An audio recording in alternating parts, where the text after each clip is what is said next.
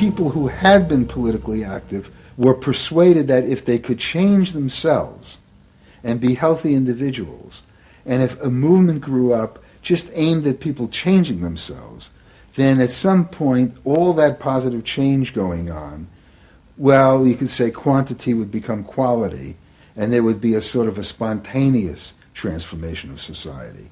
But political activism was not required. It's about making a new you, that if enough people changed the way they were, that the society would change. So the personal became political? Yes, the personal became political.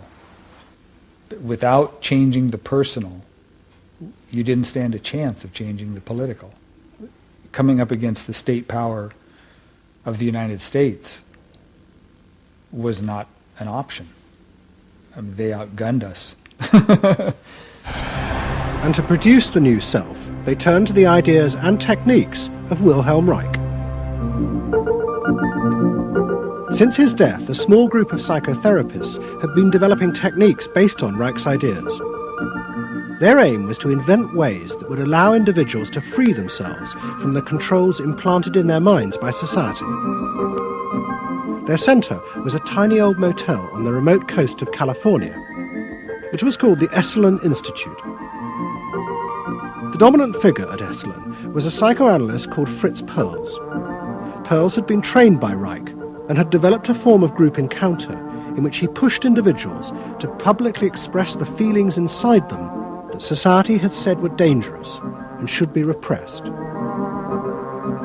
It's a basic fear of that thing inside me, like a little demon in there. It doesn't come out very often. It's really hard to get it out. Now put the thing inside you on that chair and talk to it. Perls used to call this getting on the hot seat in front of a group. If this were the hot seat and you were Perls, and you would guide me into this process of self-enactment, self-revelation, of staying present to all the parts of yourself and noticing it, and then taking ownership of this. As the demon? Yeah. Yes, I can come out. I can come right out of him, and I can push him aside. You, say you. I can push you aside. Yeah. Be the demon with each one of us. I can make you all cry. I can make you all feel terrible. Maybe even forever. I can make this mouth here, do things and say things. I can almost destroy anyone, each one of you, if I get out. There isn't one of you that I would spare. Not even you. Yeah. How do you feel now? I feel better. I feel very honest. Yeah. And you notice the increase of power. In other words, taking ownership of who you are and how you act and how you feel. Your whole being in the world. In other words, giving you autonomy, owning your freedom. I'm frightening. When I have my power, I'm frightening. See, I frighten you with my power. I frighten you with my power. Now, where do you feel the power? In your hands? In your muscles? Where else? Wake up! I want you to do for me, God damn you! Okay. Stop it. You. It was not phony movement. That's what I wanted to do, and I did it.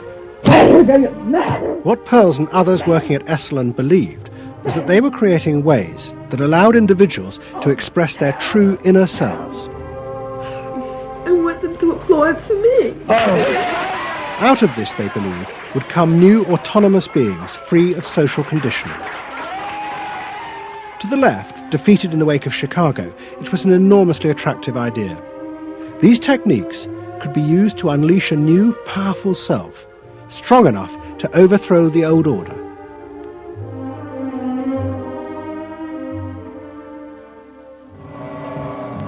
In the late 60s and early 70s, thousands flocked to Esalen. Only a few years before, it had been an obscure fringe institute. Now it became the centre of a national movement for personal transformation, the human potential movement. So it became magnetic. People wanted to join this stream of exploration. Within 7 or 8 years, there were about 200 of these centers in America, looking mainly to Esalen for the leadership. I feel so liberated. Really? It's fantastic. And it took on a big political agenda. You could not separate personal transformation from social transformation. The two go together. As the movement grew, the leaders of Esalen decided to try and use their techniques to solve social problems. They began with racism. They organized an encounter group for white and black radicals. Both groups would be encouraged to express their inner racist feelings which had been instilled in them by society. By doing this, they would transcend those feelings and encounter each other as individuals. I started a series of encounters called Racial Confrontation as Transcendental Experience. We thought that we wanted to get that kind of black-white confrontation so you could really get down to see what was between the two races, not by backing off and trying to be polite, but by going right into the belly of the beast, of this beast of racial prejudice. And these were extremely dramatic. These were the toughest workshops ever convened at Esalen Institute. I'm looking at you, Whitey. You got clothes on. You got shoes on. You're just so sure looking at me, huh? You got the goddamn police in the neighborhood. Really? They're not my police. You got a governor. You got a mayor. Oh, really? You got the president. You got ambassadors. You can vote, too. You got debts in Vietnam. That's the benefits of slave labor. You got buildings, skyscrapers that you dominate and control economically and politically. And tell me that it's not yours. It's yours, too. Then the blacks all got together and attacked the whites. And they just let us have it. What they call it was peeping somebody. Peeping somebody means peeping into their secrets, into their phoniness, and so forth. Like the white liberal. Oh, they really got onto the white liberal, you know. So don't give me no shit about I'm free. You're a goddamn liar, you white pink son of a bitch, you. Yeah, I want to know what you came down here for. You want a black buck, huh? Yep. You looking for a stud? Huh? Well, what did you come here for? You're sitting there with your legs all gap wide open, showing your drawers. Now, what did you come here for? The black-white encounter groups were a disaster. The black radicals saw it as an insidious attempt to destroy their power. By trying to turn them into liberated individuals, Esalen was removing the one thing that gave them power and confidence in their struggle against racism, their collective identity as blacks. For my reason. For your reason. Now dig this. Your reason for being here is different from my reason. So the human potential movement turned to another social group who they believed would benefit from personal transformation. Nuns. And this time they were more successful. The Convent of the Immaculate Heart in Los Angeles was one of the largest seminaries in America. A group of radical psychotherapists approached the convent. They wanted to try out their techniques for personal liberation on individuals whose identities were defined by a series of external rules which they had deeply internalized. The convent, anxious to appear modern, agreed to the experiment. And we did weekend encounter workshops for several hundred Immaculate Heart nuns. Nuns who were reserved, and they tended to be more reserved than other normal people, were told, don't be so reserved, let it all out. You're a good person. You can afford to be who you really are. You don't need to play the role of a nun. You don't need to keep downcast eyes. And prudence is an oversold virtue. You're trying to assert yourself, trying to find out who you are, who you're becoming. At the same time, you're trying to live a life of dedication, of service, and you're trying to make all these things fit into who you are, and you're just, you know, it's such a turmoil at times that you just blow a gasket and do silly, crazy things, you know. running around the orchard and stealing oranges Yeah. and taking Cokes out of the refrigerator and crazy things. I felt like I was being a hypocrite, and I wanted people to respect me for what I was, not for what I was wearing. And so I'm glad for the change. You feel frightened, but you'll go on. Oh, yeah, I'm scared to death, but it's worth it. The experiment began to transform the convent. The nuns voted to discard their habits in favour of ordinary clothes. But the psychotherapists found they had awoken other forces. Solid. One of the things we unleashed was sexual energy, the kind of thing that the church had been very good at restraining was no longer to be restrained. One sister who was a member of the community, she got the idea that she could be freer than she had been before, and she seduced one of her classmates and then seduced the mistress of novices, who was an older woman, very reserved, and her program of freeing this older woman was sexual.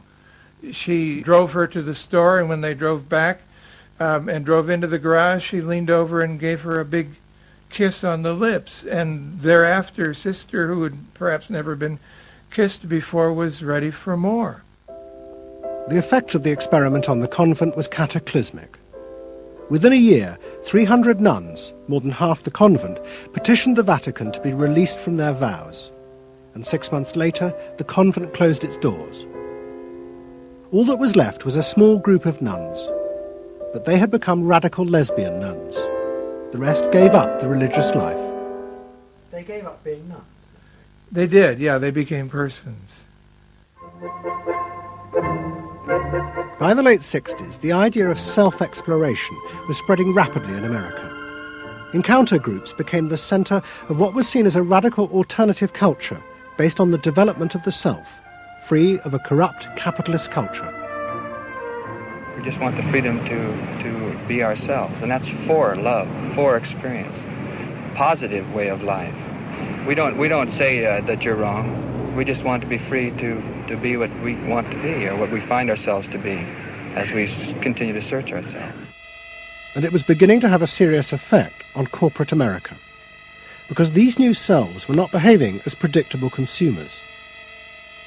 The life insurance industry in particular was concerned that fewer and fewer college students were buying life insurance when they left university.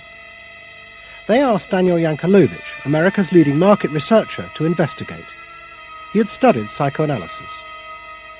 The life insurance business, more than any other business at the time, was built on the Protestant ethic.